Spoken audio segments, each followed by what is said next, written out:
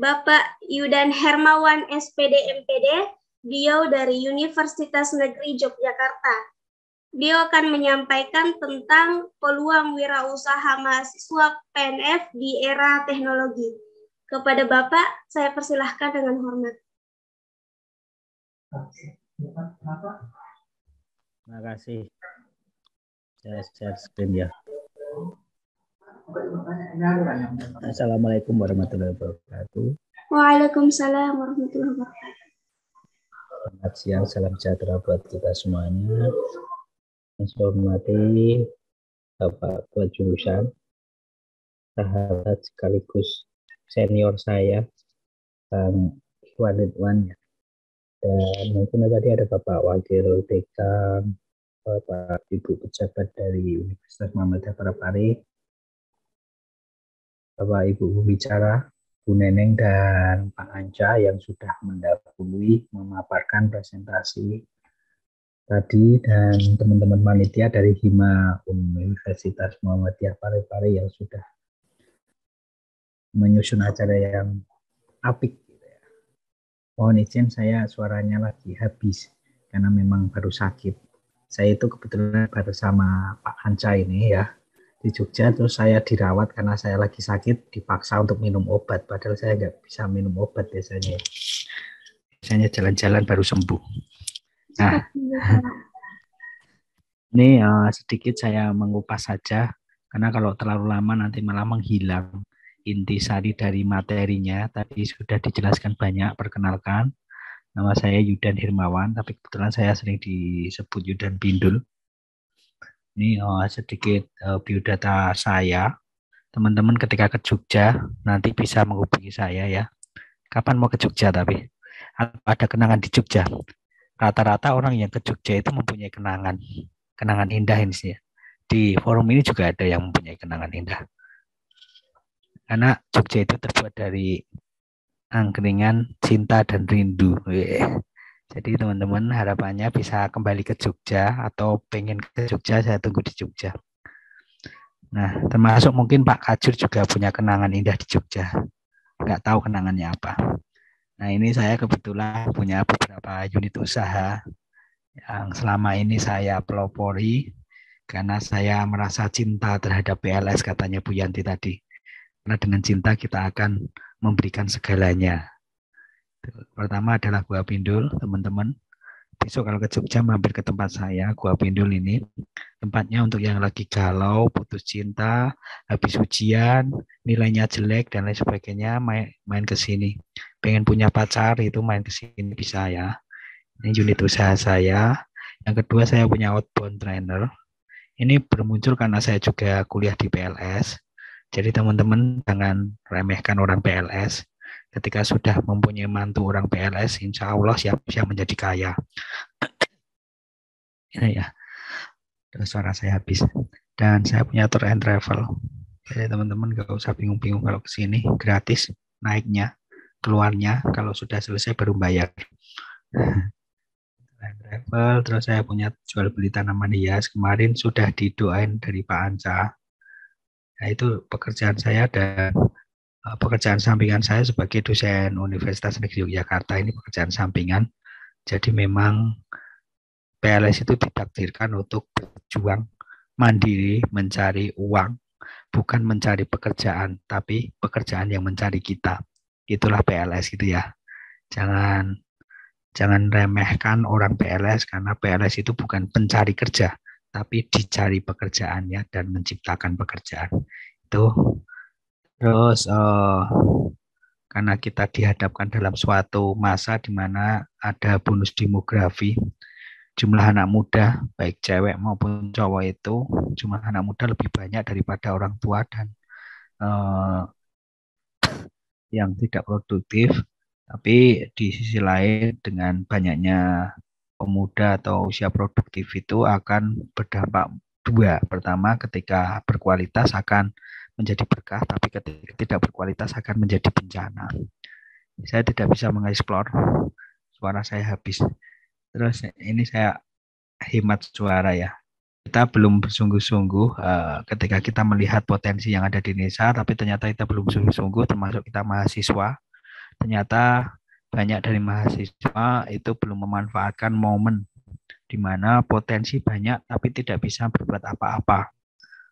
Kita sadar sebenarnya, sadar ternyata potensi yang ada di lingkungan kita itu banyak, cuma kita tidak mampu dan kita tidak mau untuk melakukan sesuatu dengan potensi yang kita miliki. Sehingga potensi itu sia-sia, tidak kemudian dimanfaatkan.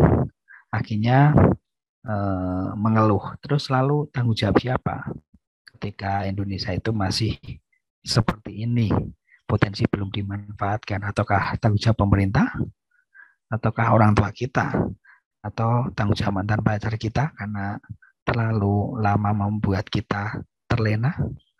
Di sini ada yang dari mantan, Pak? Atau ada yang belum punya pacar juga? Hanya banyak ya. Pak, banyak. Ya, yang punya mantan juga banyak.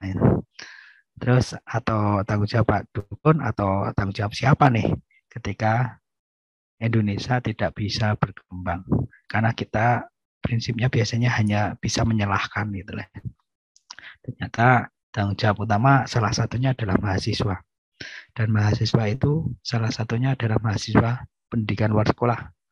Dan itu juga terfokus pada mahasiswa di Muhammadiyah Parepare. Nah, peran mahasiswa sangat banyak. Salah satunya mereka adalah mahasiswa itu adalah pengemban misi dalam meningkatkan kesejahteraan masyarakat. Sehingga di sini tugasnya mahasiswa tidak kemudian hanya memperkaya diri sendiri, tapi mahasiswa bisa memberikan dampak pada orang yang ada di sekitarnya. Gitu. Jadi begitu. Jadi teman-teman harapannya nanti ketika lulus ataupun masih PLS ini masih menjadi mahasiswa ini, teman-teman bisa bagaimana menciptakan peluang kerja gitu, untuk meningkatkan kesejahteraan. Karena kesejahteraan yang diidam-idamkan mahasiswa PLS itu adalah kesejahteraan yang bisa membahagiakan orang lain itu. Kesejahteraan diri tidak hanya kemudian sukses pada diri sendiri, tapi sukses untuk orang lain juga. Saya sedikit saja, permasalahan mahasiswa itu sangat banyak, termasuk yang terakhir ini menurut penelitian Pak Ansa katanya putus cinta itu menjadi masalah mahasiswa. Karena dampaknya akan menjadi bunuh diri. Saking frustasi, putus cinta itu ya, yang harusnya itu sudah punya komitmen nikah itu, tapi ternyata beda suku atau beda pulau, akhirnya tidak jadi nikah, itu juga kadang frustasi. Ada yang kemudian bablas, tidak bisa diselamatkan, tapi ada juga yang kemudian bisa menyelamatkan, tapi momen-momen tertentu kadang mengingat gitu ya, dengan alasan-alasan tertentu. Itu ada juga banyak sih seperti itu. Jadi permasalahan mahasiswa itu banyak. Ada yang penyakit, ada yang masalah banyak sekali, ada yang narkoba dan lain sebagainya. Kalau yang paling urgent itu adalah masalah putus cinta kalau sekarang. Karena tetanggaku ada katanya putus cinta habis itu bunuh diri karena diputus. Harapannya jangan sampai di forum ini, yang ada di forum ini melakukan hal yang serupa. Nah, dari itu mahasiswa PLS harus sukses gitu. Nah, jangan kemudian berfokus pada masalah, tapi bagaimana berfokus keluar dari masalah dan malah justru berfokus untuk bagaimana mahasiswa itu menjadi mahasiswa yang sukses. Mulai kapan? Ya mulai sekarang juga. Dari itu sukses itu adalah orang yang berhenti mencari alasan. Nah, sukses itu adalah orang yang berhenti mencari alasan. Pokoknya yang bisa bikin capek, lelah, sedikit menderita, tertekan, nggak punya pacar dan lain sebagainya. Jadi sukses itu adalah berhenti untuk mencari alasan itu. Sukses itu adalah pengorbanan, kerja keras dan sebagainya, itu kata orang. Tapi di sisi lain saya mengartikan bahwa sukses itu adalah orang yang punya cita-cita. Pertama itu. Jadi orang sukses adalah orang yang punya cita-cita. Yang kedua, orang yang berhasil mencapai cita-citanya. Apakah cukup seperti itu orang sukses? Dia punya cita-cita dan dia berhasil mencapainya? Tidak, ternyata sukses adalah orang yang berhasil mencapainya tapi juga berhasil menikmatinya. Karena banyak orang yang berhasil mencapainya tapi belum tentu bisa berhasil menikmatinya. Gitu ya. Nah, banyak sekali ya kayak koruptor. Koruptor itu berhasil dia memperkaya diri, tapi habis itu dipenjara karena tertangkap KPK. Apakah dia sukses? Sukses untuk mendapatkan uang, tapi tidak sukses untuk menikmati. Harapannya PLS itu sampai grade-nya sampai kepada menikmati kesuksesan itu gitu. Nah, jangan hanya sekedar mencapainya. Banyak orang yang mencapai kesuksesan dalam bidang indikatornya adalah uang, tapi habis itu dia stroke. Dia tidak bisa jalan kaki, dia lumpuh di berbaring saja. Itu kan banyak. Nah, harapannya kita bisa mempunyai cita-cita, kita berhasil mencapainya dan bisa berhasil menikmatinya. Banyak orang sukses, banyak orang yang ingin sukses, tetapi sedikit orang yang mau berproses untuk sukses. Teman-teman di sini hampir semua ingin sukses kan? Ya toh? Nggak mungkin ada orang yang tidak ingin sukses. Hampir semuanya itu ingin sukses, tapi hanya sedikit orang yang mau berproses untuk menuju kesuksesan itu. Itu pernahkah Anda memikirkan seperti ini, menolak sesuatu peluang, membuang kesempatan, melepaskan karir, mengabaikan tawaran, menghindari tantangan, dan lain sebagainya, karena hanya alasannya saya tidak bakat di bidang ini. Pernah ya? Pernah melepas peluang karena alasannya saya tidak bisa. Yang kedua, saya tidak punya potensi di bisnis ini. Saya tidak yakin dengan melakukan ini. Ini bukan bidang saya. Gitu. Saya tidak begitu mengetahui hal ini. Saya tidak berpengalaman di bidang ini dan saya tidak berbakat, saya tidak bisa dan lain sebagainya. Kita kan sering ya.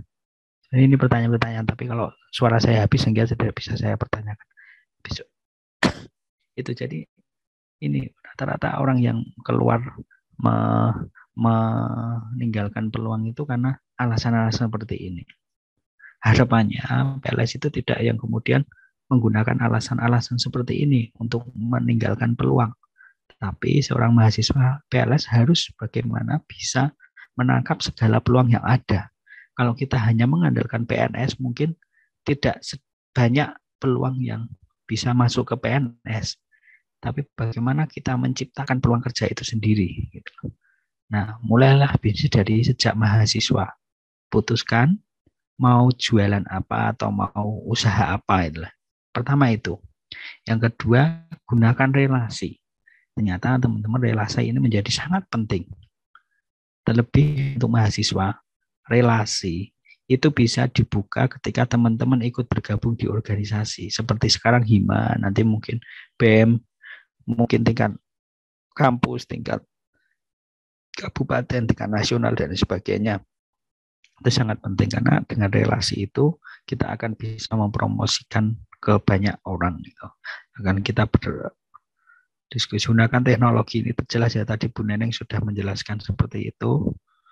Digitalisasi, kita tanpa harus punya tempat di pinggir jalan kita bisa jualan, tanpa harus kita punya barang, punya modal yang gede, kita dengan foto pun bisa berjualan. Di sini sudah banyak toh yang jualan hanya modal foto. Seperti nggak punya, dia jalan-jalan ke toko, dia moto produk terus dia upload di IG atau di apa yang lain sebagainya. Itu habis itu dijual, ketika laku baru dibeli barang itu kan, itu usaha juga. Terus cari mentor dan berdiskusilah dengan mentor tersebut. Mentor itu penting ternyata. Teman-teman ketika ingin membuat bisnis, teman-teman harus mencari mentor. Karena mentor itu yang kemudian akan mengevaluasi teman-teman. Akan berdiskusi dengan berbagai bidang. Jangan menunggu setelah lulus baru membuka usaha, tapi gunakanlah waktumu ketika mahasiswa ini untuk memulai usaha. Tapi yang paling penting adalah mencari mentor. Pilih yang tidak jauh dari hobi atau minat bakat Anda. Misalkan jalan-jalan tour and travel, masak, rumah makan, nikung pacar, biru jodoh, itu kan. Itu jenis-jenis usaha itu ya. Itu jenis-jenis usaha yang bisa dilakukan di saat-saat ini. Itu pilih salah satu peluang usaha. Misal yang paling sederhana, ya tidak butuh modal banyak, yang sesuai dengan potensi masing-masing. Terus umumnya bisnis pemula itu karena takut resiko, itu banyak ya yang aduh saya nggak berani nih, resikonya saya gini alasannya, kurang percaya diri, kurang berani menjalankan sendiri tanpa tenaga kerja dan lain sebagainya. Sehingga cari pengalaman sekecil apapun untuk memulai sebuah usaha. Karena kegagalan itu pasti ada. Jadi habiskanlah kegagalanmu selagi masih muda. Nanti ketika sudah tua, teman-teman tinggal berleha-leha itu katanya seperti itu. Jadi untuk memulai kalau saya ini kan tipnya beda-beda. Kalau saya tidak pinjam karena saya dulu pernah berjualan waktu mahasiswa itu berjualan baju karena saya menggunakan relasi untuk membuat baju PDL itu seragam organisasi tanpa modal. Saya minta DP-nya terus saya pesankan habis itu baru mendapatkan hasil gitu. Lakukan bagaimana saat ini reflowing industri kita harus menggunakan gadget atau gadget pintar ya ini. Jadi tanpa harus ada tempat yang pinggir jalan strategis dan lain sebagainya, di dalam pun seperti saya jualan bunga ini alhamdulillah melalui IG ya lumayan hasilnya itu. Terus saya pernah melakukan strategi promosi ini, diskon khusus untuk jomblo ini. Jadi bagi teman-teman yang jomblo yang ingin datang ke Gua Pindul itu diskon 50% itu waktu itu. Padahal harganya sudah saya naikkan. Tapi ternyata alhamdulillah melalui teknologi sangat luar biasa. Bahkan malam hari saya upload langsung pagi harinya ini berita-berita nasional langsung menyerbu saya. Karena menarik, ternyata kita harus pandai-pandai untuk berpromosi. Melalui dunia digital, tanpa modal pun kita bisa melakukan promosi. Ini kan beberapa di detik.com dan lain sebagainya itu mengabarkan terkait dengan diskon jomblo. Terus propaganda. Dulu ada yang tim saya bagaimana bisa menyebarkan hoax kalau itu promonya adalah hoax. Sehingga kontroversi itu semakin viral. Tadinya udah malu meredup karena ada berita hoax sebenarnya cuma garapan kita, skenario kita akhirnya muncul lagi itu. Itu diskonnya itu cuma hoax gitu. Padahal itu cuma skenario biar muncul lagi. Terus itu saja dari saya. Urip itu kudu murup lan ngurup itu merapendian. Hidup itu harus berkarya dan bermanfaat untuk orang lain. Sekian dari saya. Terima kasih atas waktunya. Sampai bertemu. Assalamualaikum warahmatullahi wabarakatuh.